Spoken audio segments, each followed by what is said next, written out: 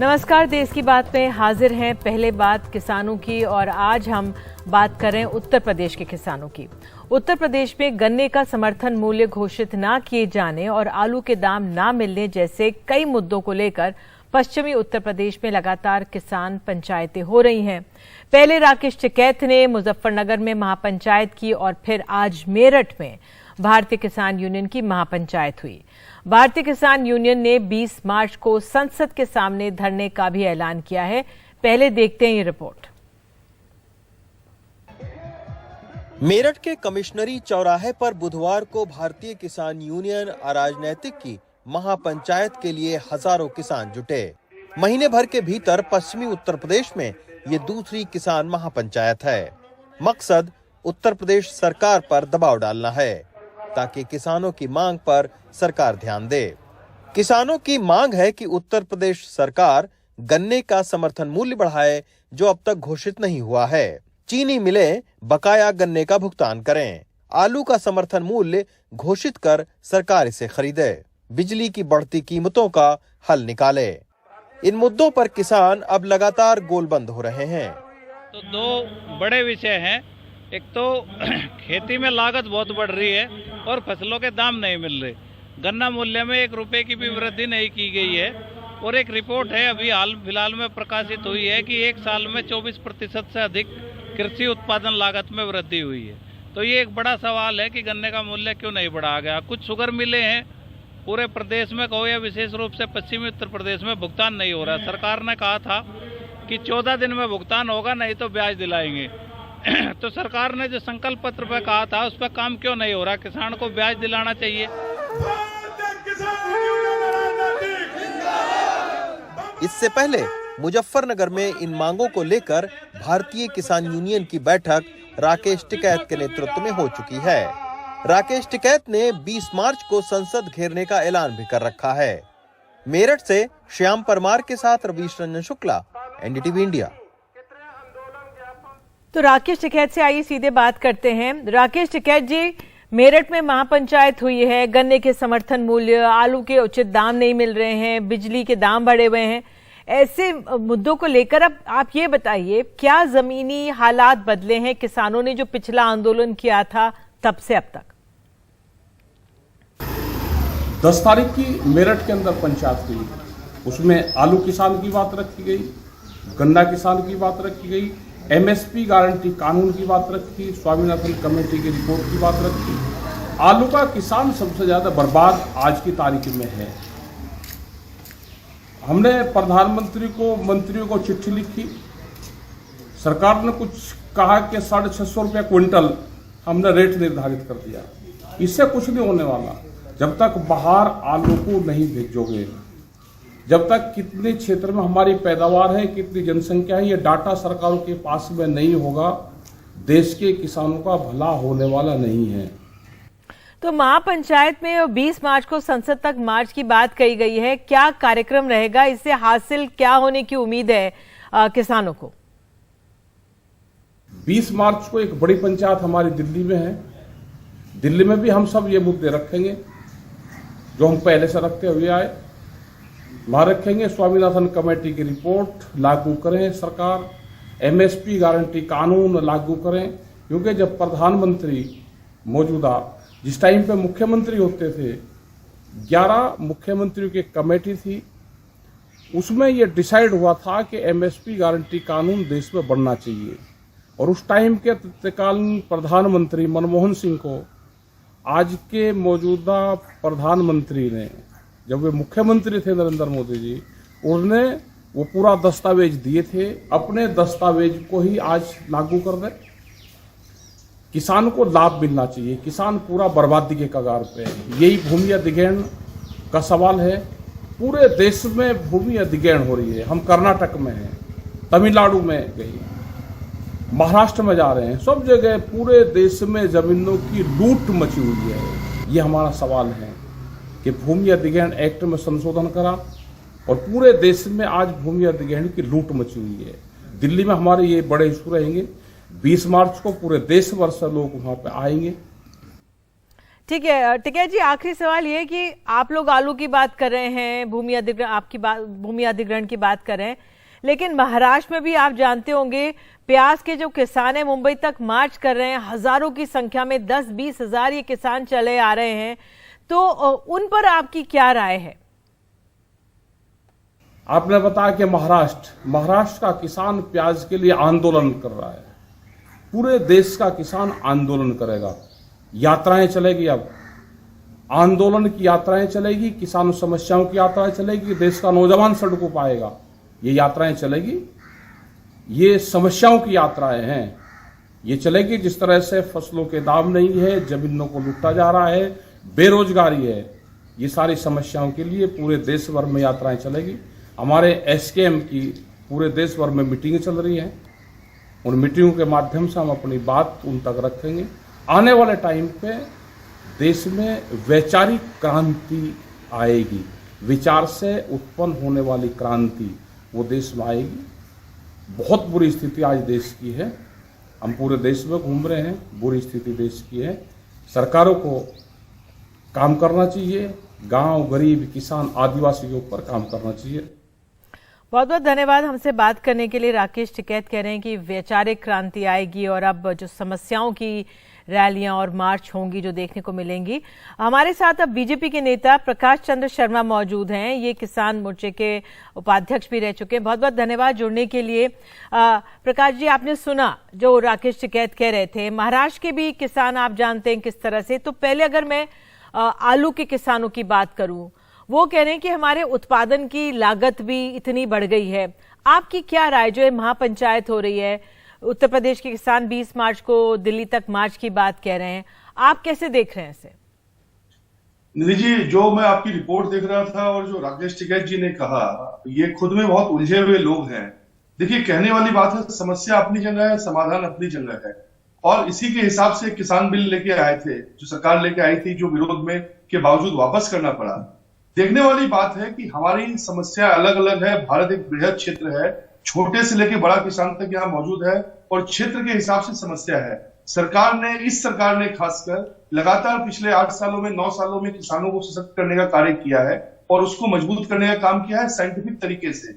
अब जो नेता हैं, जो पहले अपने ट्रेडिशनल तरीके से इसकी राजनीति करते थे, किसानों की राजनीति करते थे, 2019-22 के आंदोलन से पहले यह स्पष्ट हो चुका है कि कोविड के दौरान इनका किया हुआ आंदोलन बहुत बड़ा राजनीतिक आंदोलन था, जिसमें इन्होंने स्पष्ट कहा कि हम बीजेपी को हराने के लिए आंदोलन कर रहे हैं। 24 का चुनाव हमारे सर पे है, ये वही बात कर रहे हैं कि हर किसान निकलेगा, एक विचारधारा बनेगी। देश की विचारधारा बन चुकी है कि हमारी रीढ़ है कृषि व्यवस्था, हम सब कहीं ना कहीं किसान हैं, और किसानों को मजबूत करने के लिए, सेल्फ रिलायंस कंट्री को करने के लिए आज जब G20 हम मना रहे हैं, यूएन मिलेट ईयर बना रहा है पूरे विश्व में, और भारत के जो हमारी खेती पद्धति है उसका पूरे विश्व में प्रचार हो रहा है, तो ये समय है देश को प्रसारित करने का, ना कि लोकतंत्र को भीड़ तंत्र के माध्यम से एक अलग स्पोर्ट में पहुंचाने का। ठीक है प्रकाश जी, ये ठीक है कि आप प्रचार ठीक से करिए, देश का गौरवमयी जो हमारा वो है वो सामने रखिए आप, लेकिन जो एक आप देख रहे हैं, जो महाराष्ट्र से तस्वीरें मैं आपको दिखा रही हूँ, ये 10,000 के करीब किसान, जिनको मेरे सहयोगी सुनील सिंह कह रहे थे करीब 20,000 हो सकते हैं, ये जो किसान 7-8 दिन तक चल के पहुंचने वाले हैं, या फिर जो ये आलू के किसान, गन्ने के किसान है, आपको लगता है ये तमाम सिर्फ राजनीति हो रही है, इनकी कोई जमीनी समस्या नहीं है? नहीं, बिल्कुल है निधि जी, और इसी समस्याओं के जड़ में जाने की आवश्यकता है। जो किसान नेता है, जो क्षेत्रवार किसान नेता है, उनको जब वो समस्या बताते हैं, वो समाधान भी बताए और समग्र बताएं। अपने आप को केंद्र में रख के वो जो समाधान बताते हैं, उससे समस्या हल होने वाली नहीं है। देखिए, यहाँ देखने वाली बात है, डिमांड सप्लाई है कमोडिटी में। हम एक पूरे विश्व में सामान आने लगा है, सामान जाने लगा है। आज मान लीजिए किसान सिर्फ जो प्याज उगा रहे हैं महाराष्ट्र में, कर्नाटक में भी उगा रहे हैं, और डिमांड आपके पास कम है, सप्लाई ज्यादा हो गई। ये मार्केट में पूरी तरह से डिपेंडेंट चीजें हैं। आलू के साथ वही समस्या है, गन्ना की बात है। इन्वायरमेंट चेंज की वजह से यहाँ पश्चिम उत्तर प्रदेश का किसान गन्ना उगाता है अपनी सहूलियत के हिसाब से, और सरकार पे दावा करता है, जबकि अन्य फसल उगा के वो इससे ज्यादा कमाई कर सकता है। और हमने ऐसे लाखों एग्जांपल देखे हैं जहां छोटे किसान, सीमांत किसान अलग फसल पे जाके अच्छी अपनी इनकम को बढ़ा रहे हैं। ठीक है। और वो खुशहाल है। प्रकाश जी, क्योंकि जो आपने इसकी बात की कि पैदावार हमारी इतनी ज्यादा हो रही है, प्याज भी अब सिर्फ महाराष्ट्र में नहीं उगता है, कई और राज्यों में, बिहार, उत्तर प्रदेश, मध्य प्रदेश, राजस्थान में उगता है। तो अगर ये सप्लाई ज्यादा हो गई है, कल यही बात हो रही थी, जो मैं महाराष्ट्र के किसान से बात कर रही थी, उनका ये कहना था सरकार की जो निर्यात की नीति है उस पर सरकार ने काम नहीं किया। अगर निर्यात की नीति पे ठीक से काम होते तो पैसा किसान को भी मिलता, सब फायदेमंद रहते, और शायद यही आलू के लिए भी हुआ है। तो यहां पर सरकार को पहले थोड़ा सा ध्यान देना चाहिए था, जो नहीं दिया गया। देखिए निधि, दो बातें बिल्कुल स्पष्ट है। सरकार लगातार ध्यान दे रही है, लेकिन सरकार के साथ में हम सब जुड़े हुए हैं, हम सब सरकार के हिस्से हैं, ये हमें समझना पड़ेगा। दूसरी बात, फूड प्रोसेसिंग के माध्यम से फसल सरप्लस है, मार्केट में डिमांड नहीं है, तो फूड प्रोसेसिंग के माध्यम से कई लोग इसको स्टोर करते हैं, कई लोग इसको प्रोसेस करके प्रिजर्व करते हैं। उसके बाद जो देखने वाली बात है, जहां इंटरनेशनल है, साइंटिफिक डेटा के माध्यम से, साइंटिफिक स्टडी के माध्यम से सरकार का अपना एक प्रोजेक्शन होता है, परसेप्शन होता है। जब फसल निकल के आती है उसको एनालाइज करती है, लेकिन सारी समस्याओं के लिए सरकार को दोषी ठहरा देना और सिर्फ अपने हाथ झाड़ लेना कि साहब ये समस्या है, हमें समाधान दो, हमें समाधान का हिस्सा बनना पड़ेगा। और ये एक दिन की समस्या नहीं है। प्रकाश जी, लेकिन किसान को अगर 2 रुपए मिलेंगे पूरे प्रॉफिट में, या आलू सड़कों पर आएगा या प्याज सड़कों पर आएगा, तो फिर आप उसको कैसे बताएंगे? नहीं, देखिए निधि, उसके लिए सरकार ने डायरेक्ट कैश ट्रांसफर के माध्यम से, चाहे आपके किसान सम्मान निधि हो, चाहे इनेम के माध्यम से, तमाम व्यवस्थाएं मौजूद है, एफपीओ के माध्यम से तमाम मौजूद है। पूरे कैनवास से कुछ जो है, जो लोग टेक्निक को समझ नहीं पा रहे हैं, उसका इस्तेमाल नहीं कर पा रहे हैं, जिनके साथ शिक्षा नहीं आई है, जिनको मार्केट नहीं मिल पा रहा है, उनके हिसाब से उनको अगर समस्या है उसको हम प्रोजेक्ट कर रहे हैं, और बाकी जो बड़े हिस्से में फायदा हो रहा है उसको हम प्रेजेंट ना करें, ये गलत होगा। समस्याएं हैं, मैं ये नहीं कह रहा समस्याएं नहीं है, लेकिन समस्या का समाधान क्या है उस पर बात करने की आवश्यकता है। सिर्फ भीड़ तंत्र के माध्यम से, विरोध के माध्यम से, धरना प्रदर्शन के माध्यम से अगर समाधान निकल जाता तो हम सब रोड पे चलते हैं। चलिए प्रकाश जी, आपने अपनी बात रखी कि किस तरह से समाधान निकले, अब यही इस ओर ध्यान देना चाहिए। कौन कौन इस समाधान को निकाल सकता है, कैसे इस पर ध्यान केंद्रित हो तो बहुत अच्छा रहेगा। बहुत बहुत धन्यवाद हमारे साथ जुड़ने के लिए। नमस्कार। तो आइए देश की बात में अब हम आगे बढ़ते हैं, और अब बात हम राजनीति की कर लेते हैं। संसद में आज क्या हुआ बताते हैं। लगातार तीसरे दिन संसद के दोनों सदनों में हंगामा हुआ। राहुल गांधी के बयान पर गतिरोध के हालात बने रहे।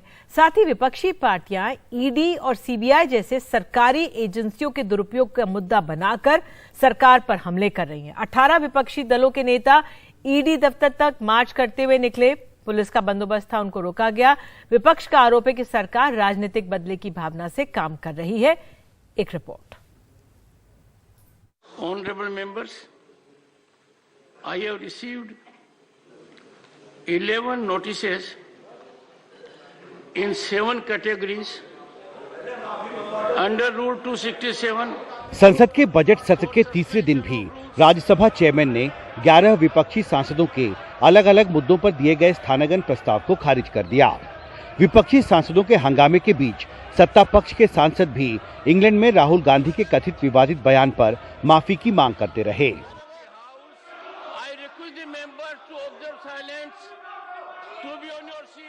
सत्ता पक्ष और विपक्ष के बीच गतिरोध की यही तस्वीर लोकसभा में भी दिखाई दी।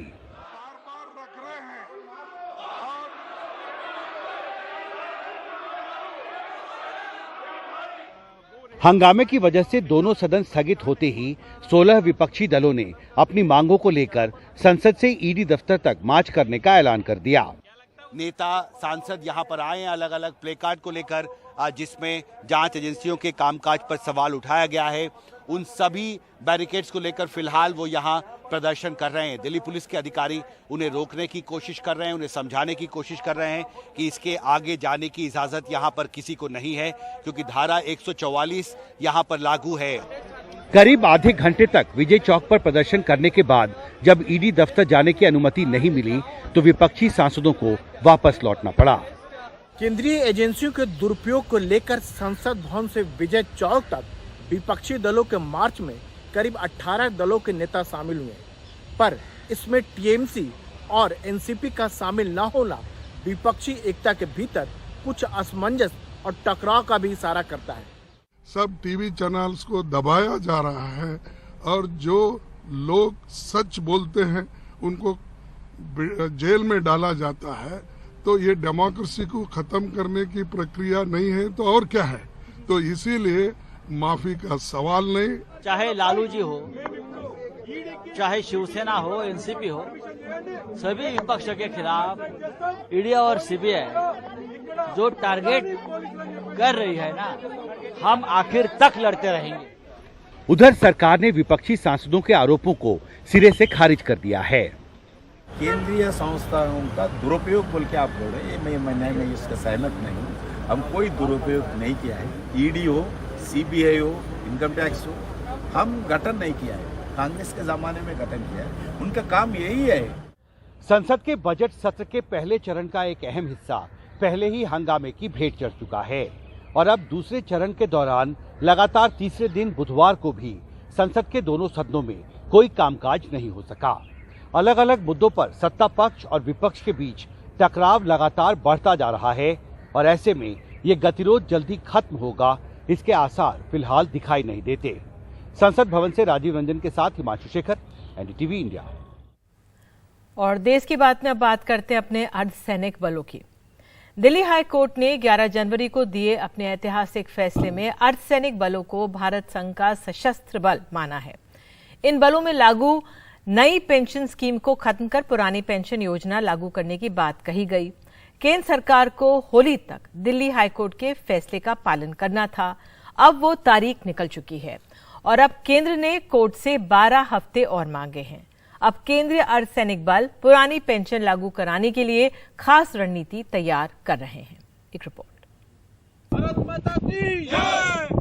देश की सरहदों को ये सुरक्षित रखते हैं, लेकिन इन्हें सरकार सैन्य बल मानने को तैयार नहीं। 10 लाख से अधिक की संख्या वाले केंद्रीय अर्धसैनिक बलों को होली पर ओपीएस यानी ओल्ड पेंशन स्कीम की बहाली का तोहफा मिलने की उम्मीद थी, लेकिन उनका इंतजार लंबा हो गया। हमारे सीएपीएफ आप देखिए कि ये बॉर्डर पे डटे हुए हैं। चाइना बॉर्डर पर आईटीबीपी लगी हुई है।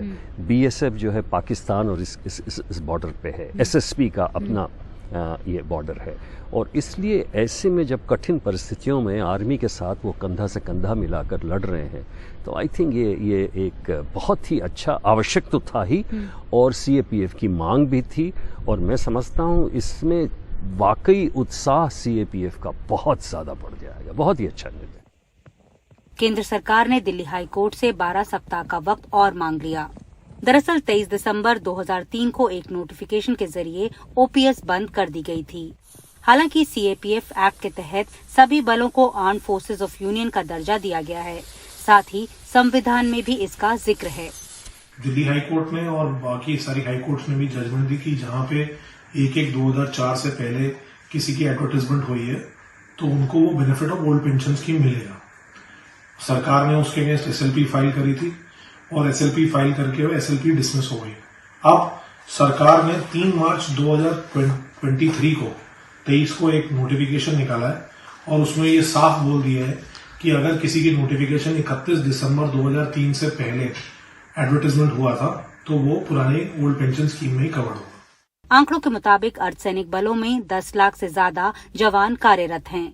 इसमें करीब 3.5 लाख ओपीएस यानी ओल्ड पेंशन स्कीम के तहत कवर होते हैं और बाकी न्यू पेंशन स्कीम के तहत। बॉर्डर सिक्योरिटी फोर्स जो सबसे बड़ा अर्धसैनिक बल है उसमें 2.5 लाख जवान कार्यरत हैं, जिसमें से 1,35,000 न्यू पेंशन स्कीम के तहत आते हैं। इस साल इनके लिए 94 लाख करोड़ रुपए का बजट दिया गया है और इसमें करीब 15 से 20% पेंशन के लिए होता है। विपक्ष का कहना है कि सुरक्षा से जुड़े सैनिकों में भेदभाव नहीं किया जाना चाहिए। काफी समय से अर्धसैनिक बल पुरानी पेंशन योजना लागू कराने की मांग करते आ रहे हैं। कुर्सी पर आराम से बैठकर बोलना आसान है कि इससे लंबी या छोटी अवधि में फायदा होगा, लेकिन सच्चाई ये है कि जो देश की जनता चाहती है उसी के मुताबिक आपको फैसला लेना पड़ेगा। चाहे लॉ एंड ऑर्डर से जुड़ा हुआ मसला हो, माओवाद से जुड़ा हुआ हो, आतंकवाद से जुड़ा हुआ हो, वीआईपी सुरक्षा से जुड़ा हुआ हो या फिर चुनाव कराने की प्रक्रिया से जुड़ा हुआ हो, सेंट्रल आर्म्ड पुलिस फोर्स जो है वो हर जगह तैनात की जाती है और अपनी ड्यूटी बखूबी निभाती है। लेकिन बावजूद इसके दिल्ली हाईकोर्ट के फैसले पर अभी तक केंद्रीय गृह मंत्रालय ने चुप्पी साधी हुई है और माना जा रहा है कि जल्द ही केंद्र सरकार इस मसले को लेकर सुप्रीम कोर्ट के दरवाजे भी खटखटा सकती है। नई दिल्ली से नीता शर्मा, एनडीटीवी इंडिया के लिए। देश की बात में आगे बात करेंगे हम कोटा की। यहाँ पर एक छात्रा ने हॉस्टल में खुदकुशी कर ली है। छात्रा बिहार की थी। एक रिपोर्ट दिखाई।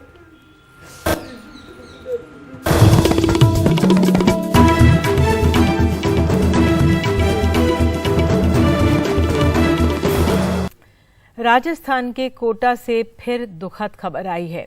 यहाँ के दादाबाड़ी इलाके में एक कोचिंग में पढ़ने वाली छात्रा ने हॉस्टल में फांसी लगाकर आत्महत्या कर ली है।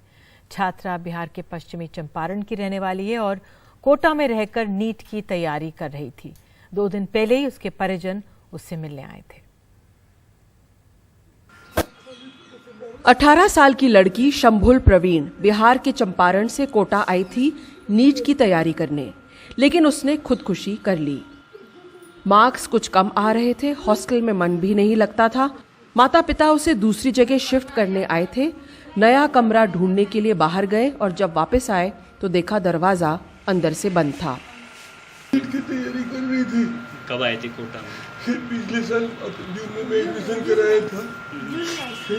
पढ़ाई में कैसी थी? पढ़ाई में बहुत अच्छी थी। जब मैं ला के यहाँ कराया था, इतना लॉकडाउन बीतने के बाद भी उसका करीब 79% मार्क्स था। मैं लेके आया था इधर भी बहुत अच्छी थी। उसका इन्वेस्टिगेशन वगैरह कराया, पढ़ाई बहुत अच्छी थी। उसका नंबर थोड़ा कम था। अभी काहे के पास? मैं 2 व्हीलर वॉशिंग करता हूँ और उससे मैं पढ़ाता था अपने बच्ची को। नंबर कम आया तो मैं बोला कि कोई बात नहीं है, अगले साल फिर करा देंगे। पिछले साल आईआईटी और नीट की तैयारी करने आए बच्चों में से 15 ने आत्महत्या कर ली। इनमें से ज्यादातर बच्चे बिहार के थे। कोटा में पढ़ने वाले बच्चों में भी बड़ी संख्या बिहार के हैं।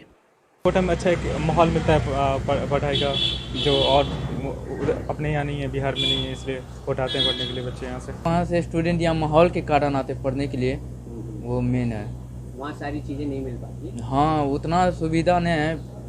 बच्चों का कहना है कोटा में बिहार से ज्यादा अच्छी तैयारी करने का अवसर मिलता है। एक को देख के दूसरा बच्चा आता है और बेरोजगारी की दर भी बिहार में ज्यादा है। इन सब वजहों से डॉक्टर इंजीनियर बनने का सपना देखने वाले बच्चे कोटा फैक्ट्री में खिंचे चले आते हैं। बिहार में अनएम्प्लॉयमेंट ज़्यादा है, तो उसकी वजह से सारे पेरेंट्स चाहते हैं कि उनका बच्चा भी एम्प्लॉयड बने, खुद सेल्फ डिपेंडेंट बने।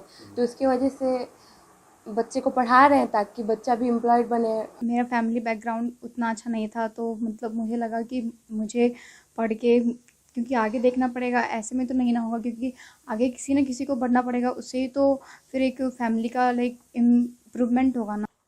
मनोविशेषज्ञ भी मानते हैं कि कोटा में बच्चा जितनी दूर से आता है, उसके माता पिता की उम्मीदें उतनी ही ज्यादा होती हैं।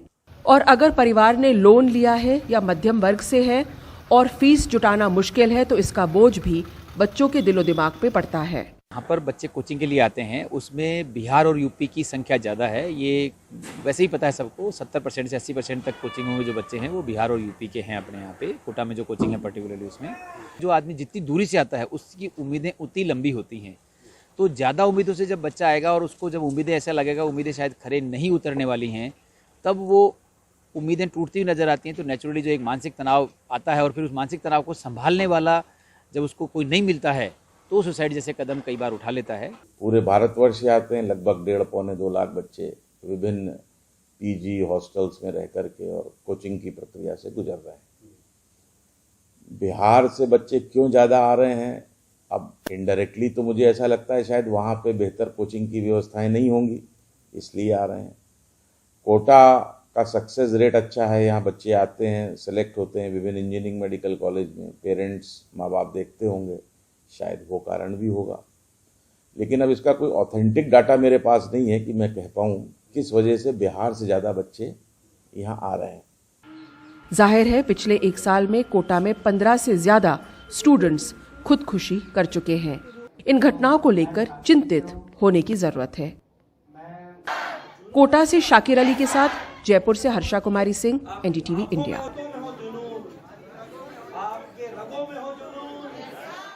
देश की बात में बात अब महाराष्ट्र की करते हैं। शिवसेना बनाम शिवसेना मामले में भारत के प्रधान न्यायाधीश जस्टिस DY चंद्रचूड़ ने महाराष्ट्र के राज्यपाल से कहा है कि उन्हें इस तरह विश्वास मत नहीं बुलाना चाहिए था।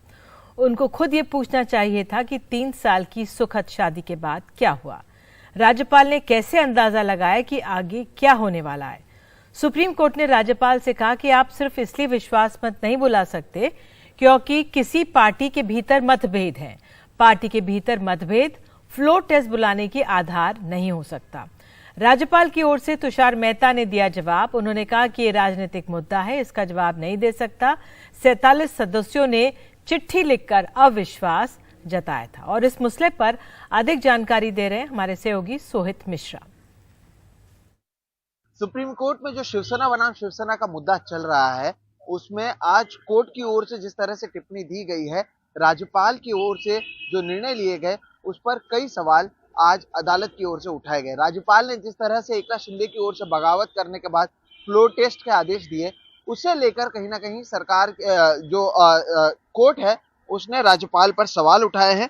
राज्यपाल के इस फैसले पर सुप्रीम कोर्ट की ओर से कहा गया कि आप सिर्फ इसलिए विश्वास मत नहीं बुला सकते क्योंकि किसी पार्टी के भीतर मतभेद है, क्योंकि शिवसेना के साथ साथ कांग्रेस और एनसीपी भी सरकार में थी और क्योंकि 3 पार्टियां साथ में आई थी और ये गठबंधन बना था जिसके बाद ये सरकार बनी थी। ऐसे में जब दोनों पार्टियां शिवसेना को समर्थन दे रही थी और एक पार्टी के भीतर ये पूरा मामला चल रहा था और राज्यपाल की ओर से फ्लोर टेस्ट का आदेश दिया गया, उस पर कहीं ना कहीं आज कई टिप्पणी की गई। राज्यपाल के इस फैसले पर सवाल उठाए गए।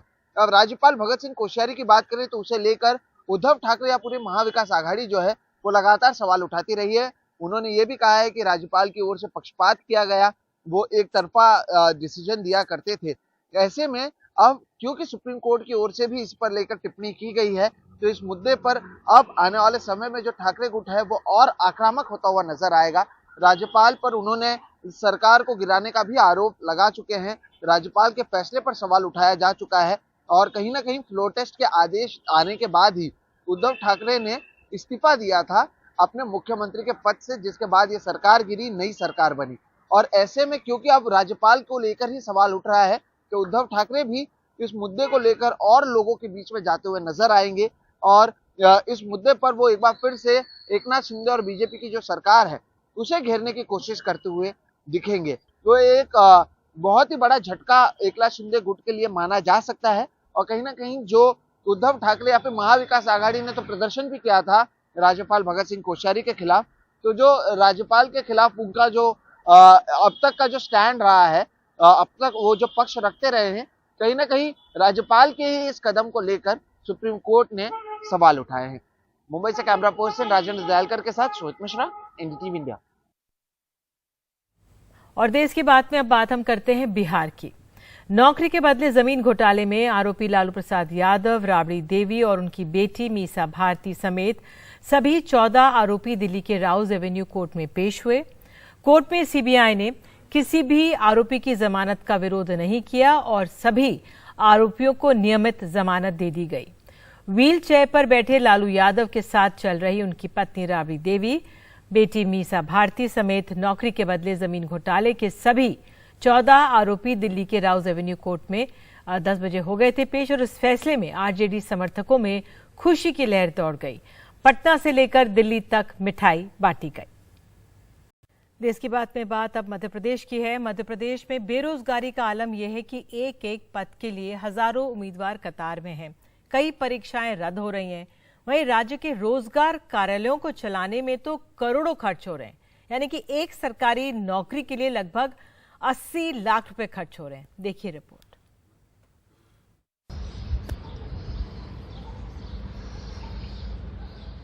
मध्य प्रदेश की राजधानी भोपाल में स्थित रोजगार कार्यालय बुधवार दोपहर में भी लगभग खाली।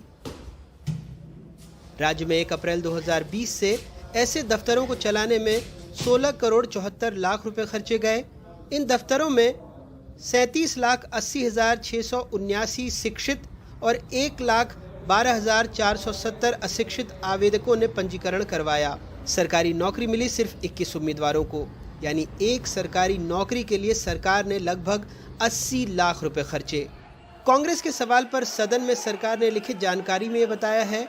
ये और बात है कि जवाब मांगने पर सरकार कोई और राग छेड़ देती है।